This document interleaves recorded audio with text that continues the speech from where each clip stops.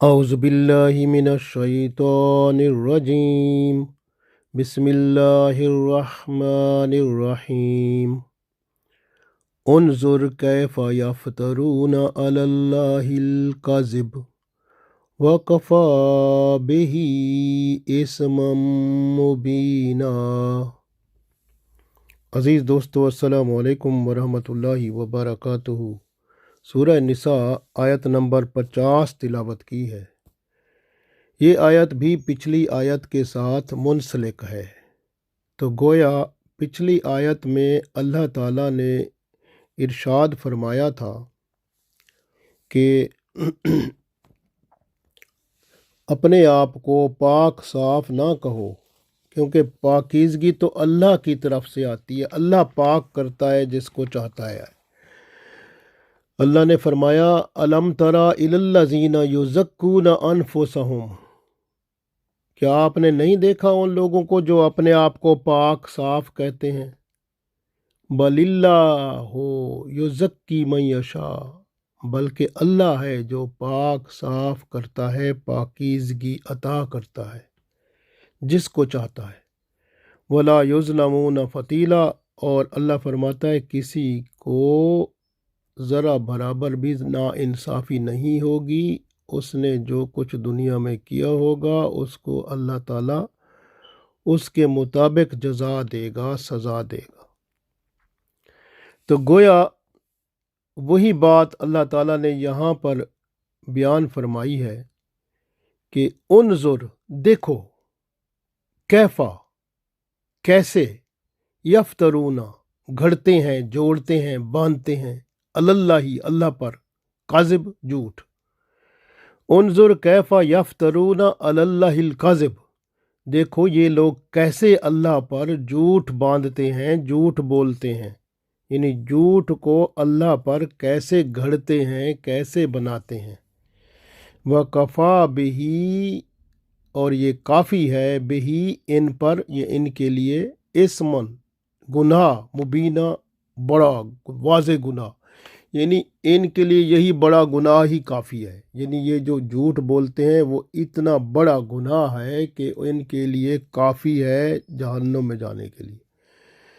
تو یہ انظر کیف یفترون علی اللہ الکذب وکفی بہ اسما مبینا، اللہ فرماتا ہے دیکھو کیسے اللہ پر جھوٹ بولتے ہیں، جھوٹ باندھتے ہیں، اور ان کے واضح کھلا گناہ کے لیے یہی جھوٹ ہی کافی ہے۔ پچھلی آیت میں اللہ تعالیٰ نے فرمایا کہ اپنے متعلق یہ نہ کہو کہ ہم گناہوں سے پاک ہیں، اپنی تعریف نہ کرو۔ یہودی یہی کہتے تھے کہ ہم نعوذ باللہ اللہ تعالیٰ کے بیٹے اور اس کے محبوب ہیں، اس لیے ہم معصوم ہیں۔ اللہ نے فرمایا کتنا بڑا جھوٹ بولتے ہیں، اللہ کا کوئی بیٹا نہیں ہے، قل ھو اللہ احد اللہ الصمد لم یلد ولم یولد ولم یکن لہ کفوا احد۔ تو اللہ کا محبوب جو ہیں یہ وہ لوگ جو اللہ کا شرک کرتے ہیں، اللہ کے ساتھ شرک کریں، شریک اس کا بیٹا کہیں اپنے آپ کو، اور وہ کیا اللہ کے محبوب ہو سکتے ہیں؟ وہ تو اتنا بڑا گناہ کر کے وہ اللہ تعالیٰ سے، وہ اللہ فرماتا ہے اللہ پر یہ جھوٹ بولتے ہیں کہ اللہ کے ہم بیٹے ہیں، اللہ کا کوئی بیٹا نہیں ہے، یہ سب سے بڑا ان کا جھوٹ ہے، اور یہی گناہ ان کے لیے بہت بڑا ہے، یعنی کفا بہی اسم مبینہ، یہ اتنا بڑا کافی گناہ ہے، ان کو جہنم میں لے جانے کے لیے کافی ہو جاتا ہے۔ تو یہ اتنا بڑا گناہ بولتے ہیں۔ اسی طرح سے یعنی آپ یہ دیکھیں کہ سراسر اللہ پر کھلم کھلا جھوٹ بول رہے ہیں، اور یہی جھوٹ ان کے کھلم کھلا گناہ کرنے کو کافی ہے۔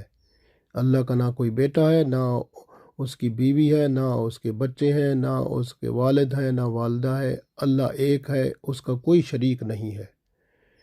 اور یہ کہتے تھے کہ ہم تو صبح گناہ کرتے ہیں تو شام کو معاف ہو جاتے ہیں ہمارے گناہ، اور شام کو کرتے ہیں تو صبح معاف ہو جاتے ہیں۔ کسی جگہ نہیں ہے، نہ کسی کتاب میں نہیں ہے، نہ تورات میں، نہ انجیل میں، کہ اور یہ اپنی مرضی سے ایسی باتیں کرتے ہیں۔ اللہ تعالیٰ فرماتا ہے کسی کتاب میں یہ نہیں آیا، یہ خود اپنی طرف سے گھڑتے ہیں۔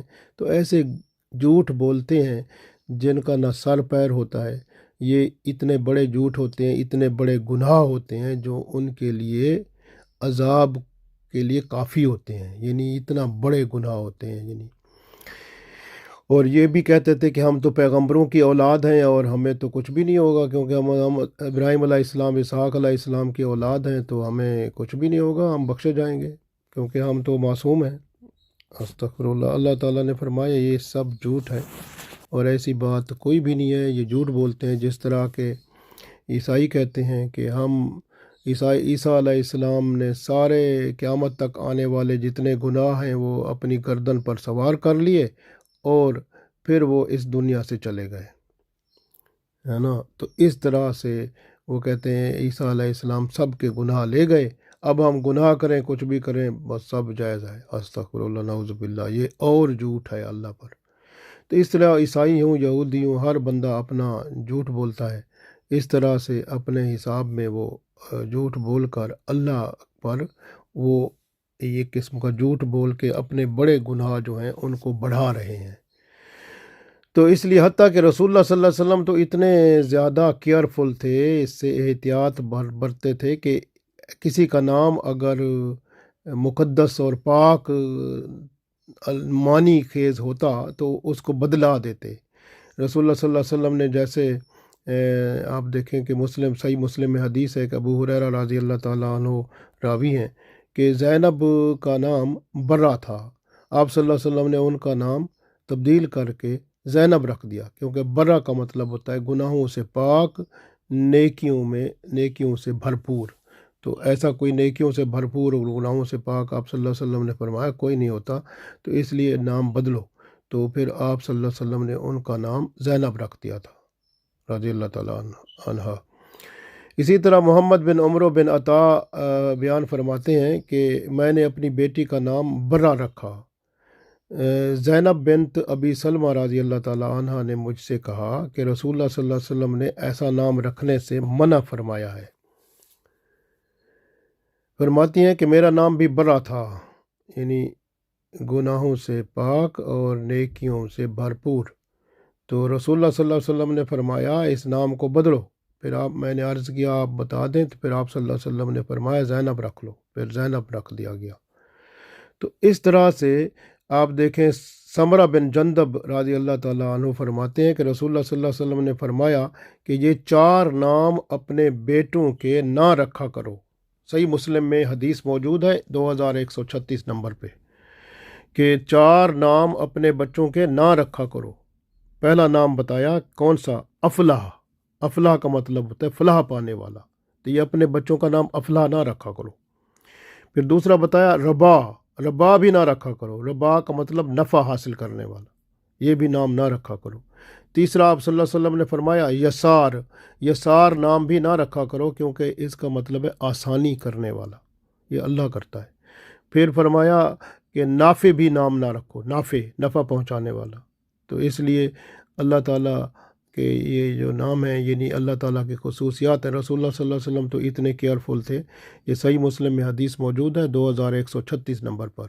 تو فرمایا کہ آپ افلاح نام نہ رکھو بچوں کے، لڑکوں کے، ربا نہ رکھو، یسار نہ رکھو اور نافع نہ رکھو۔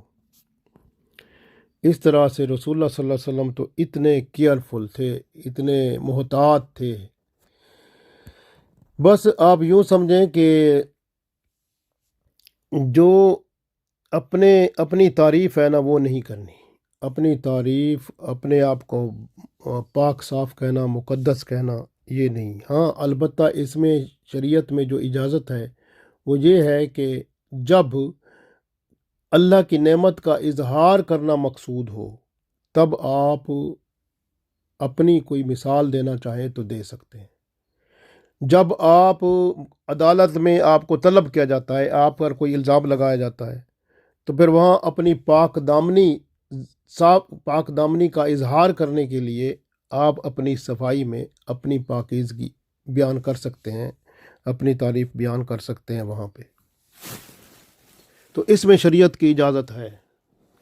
اسی طرح سے آپ دیکھیں کہ جب کسی عیب یا الزام سے آپ کو برات حاصل کرنی ہے، یعنی عیب ہے، کوئی الزام ہے، اس سے آپ چھٹکارا حاصل کرنا چاہتے ہیں، تو اپنی پھر صفائی میں اپنی تعریف، اپنی بات کو بیان کر دیں کہ مجھ میں یہ عیب نہیں ہے، ایسے بات بتائیں جو کہ کھل کے۔ اسی طرح جب آپ نے کوئی اپنا حق لینا ہے، یہ کوئی حق ہے، کوئی ایسا معاملہ ہے جس میں آپ کو اپنی بارے میں صفائی کرنی ہے، بات کرنی ہے، تو آپ کو اجازت ہے، آپ کر سکتے ہیں۔ اسی طرح بعض اوقات اپنے فضائل جو ہیں وہ بھی بیان کرنے ضروری ہو جاتے ہیں۔ مثال کے طور پر دیکھیں، ایک حدیث ہے، رسول اللہ صلی اللہ علیہ وآلہ وسلم کی روایت کرتے ہیں ابو سعید رضی اللہ تعالیٰ عنہ کہ آپ صلی اللہ علیہ وسلم نے ارشاد فرمایا کہ قیامت کے دن میں تمام اولاد آدم کا سردار ہوں گا۔ یہ فخر والی بات نہیں ہے، آپ صلی اللہ علیہ وسلم نے فرمایا ہے حمد کا جھنڈا بھی میرے ہاتھ میں ہوگا اور سب میرے جھنڈے کے نیچے ہوں گے۔ تو یہ گویا یہ بھی آپ صلی اللہ علیہ وسلم نے بتایا، یہ بھی آپ صلی اللہ علیہ وسلم نے خود بتایا، یعنی یہ اللہ تعالیٰ کی رحمت اور اللہ تعالیٰ کا کرم آپ صلی اللہ علیہ وسلم پر جو ہے اس کو آپ صلی اللہ علیہ وسلم نے بیان فرمایا۔ جس طرح فرمایا کہ سب سے پہلے میری قبر شق ہوگی، تو یہ فخر نہیں ہے بلکہ یہ اللہ کی نعمتوں کا اظہار ہے۔ ترمذی شریف میں یہ حدیث موجود ہے، ابن ماجہ میں بھی موجود ہے۔ اور حضرت عثمان رضی اللہ تعالیٰ عنہ نے جو باغیوں سے فرمایا تھا اس میں اپنے فضائل بیان کیے تھے، حالانکہ یہ اس وقت ایسی حالت ہو جاتی ہے جہاں پر یہ بات بیان کرنا ضرورت پڑ جاتی ہے۔ جس طرح چاہے روما تھا، میٹھے پانی کا کنواں، آپ رضی اللہ تعالیٰ عنہ نے فرمایا کہ میں نے اپنی ذاتی رقم سے یہ کنواں خرید کر مسلمانوں کے لیے وقف کیا تھا، آج آپ مجھے اس کنویں کا پانی پینے نہیں دیتے، میں سمندر کا کھاری پانی پی رہا ہوں۔ اس طرح کی بات آپ رضی اللہ تعالیٰ عنہ نے فرمائی۔ اور اس طرح آپ نے فرمایا کہ مسجد نبوی کی ایکسٹینشن جو تھی اس کے لیے میں نے ذاتی رقم خرچ کی، آپ صلی اللہ علیہ وسلم نے فرمایا تو میں حاضر ہو گیا، آج آپ وہاں مجھے 2 رکعت نماز بھی نہیں پڑھنے دیتے۔ تو اس حالت میں فضائل بیان کرنا ضروری ہو جاتے ہیں، ورنہ جو ہے اپنی تعریف اور اپنی پاکیزگی بیان کرنے سے منع کر دیا گیا ہے۔ اس لیے کہ ہمیشہ یاد رکھیں کہ تعریف اللہ کی ہے، الحمدللہ رب العالمین، اور پاکیزگی اللہ کی طرف سے ہوتی ہے۔ اللہ جس کو پاک کرتا ہے وہ پاک ہو جاتا ہے۔ اللہ نے پاکیزگی کا طریقہ بتا رکھا ہے کہ گناہوں سے پاک ہونے کے لیے توبہ استغفار کر لو۔ اور اسی طرح رسول اللہ صلی اللہ علیہ وسلم، ایک حدیث صحیح مسلم میں ہے، آپ صلی اللہ علیہ وسلم ارشاد فرماتے ہیں، مقداد بن اسود رضی اللہ تعالیٰ عنہ راوی ہیں، آپ صلی اللہ علیہ وسلم نے فرمایا کہ کسی شخص کو دوسرے کی بڑی تعریف آپ نے کرتے ہوئے سنا، یعنی مقداد فرماتے ہیں کہ رسول اللہ صلی اللہ علیہ وسلم رسول اللہ صلی اللہ علیہ وسلم نے سنا کسی شخص کو کہ وہ کسی دوسرے کی بہت بڑی تعریف کر رہے تھے۔ رسول اللہ صلی اللہ علیہ وسلم نے فرمایا تجھ پر افسوس ہے کہ تو نے اپنے دوست کی گردن کاٹ دی، یعنی دوسرے کی تعریف کرنی ہے تو احتیاط برتیں، اس طرح کسی کی تعریف بڑھا چڑھا کے بیان کریں وہ بھی اسلام میں اجازت نہیں ہے۔ اپنے آپ کو پاک اور برگزیدہ سمجھنا اپنے اندر فخر و غرور اور تکبر کے انبار لگانا ہے۔ یاد رکھیں جو لوگ گناہ، برائی، حق تلفی اور ظلم کر کے اپنے آپ کو بے گناہ سمجھیں تو پھر وہ جھوٹے ہیں، کیونکہ اللہ سمیع ہے، سننے والا ہے، اللہ بصیر ہے، دیکھنے والا ہے، اللہ علیم ہے، اس کو سارا علم ہے۔ تو اس کا مطلب آپ اگر ظلم کر کے دوسروں کی حق تلفی کر کے برائیاں گناہ کر کے آپ اپنے آپ کو پاک اور صاف اور بڑے مقدس سمجھیں تو یہ اللہ کے ان ناموں کی نفی ہے کہ جو اللہ کے نام بصیر ہیں، سمیع ہیں، تو یہ چیزیں جو ہیں یہ اللہ کی طرف جھوٹ بن جاتا ہے، آپ اللہ کے اوپر آپ کا ایمان شک میں پڑ جاتا ہے۔ یاد رکھیں کہ اگر کوئی یہ کہتا ہے کہ استغفراللہ، جس طرح یہودی کہتے تھے ہم اللہ کے بیٹے ہیں، استغفراللہ نعوذ باللہ، اسی طرح عیسائی کہتے ہیں کہ ہمارے عیسیٰ علیہ السلام سارے گناہ لے کر چلے گئے اور ہم جو بھی مرضی کرتے رہے، اللہ پر جھوٹ بولتے ہیں۔ اسی طرح اگر کوئی کہے میں بھی ہم اولیاء کی اولاد ہیں، ہم اولیاء کرام رضوان رحمۃ اللہ علیہ کی اولاد ہیں، کوئی کہے جی ہم تو صحابہ کرام کی اولاد ہیں، کوئی کہے ہم رسول اللہ صلی اللہ علیہ وسلم کی اولاد ہیں، تو ہم اس کا مطلب جو مرضی کرتے رہیں، یہ بات نہیں ہے۔ اگر اولاد کسی نیک انسان کی ہیں تو پھر وہ اس کے نقش قدم پر چلنا چاہیے، اس لیے کہ یہ دنیا عارضی ہے، اور یہاں پر اللہ تعالیٰ نے ایمان کے ساتھ اعمال صالح کو لازمی قرار دے دیا ہے، تو اس لیے اعمال صالح ایمان کی تر و تازگی اور تقویت کا باعث بنتے ہیں، اور دنیا و آخرت میں کامیابی اور کامرانی ملتی ہے۔